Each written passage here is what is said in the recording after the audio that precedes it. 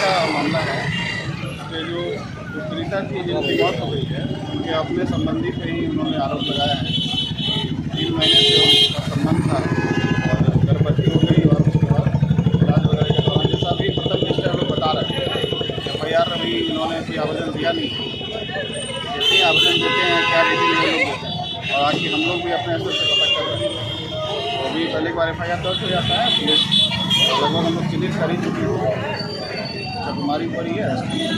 Sir लड़की नाबालिग है। गाड़ी रोकी गई थी, एसपी ऑफिस के सामने भी बॉडी रख के प्रोटेस्ट किया गया है, क्या एसपी ऑफिस के सामने कोई प्रदर्शन नहीं किया गया।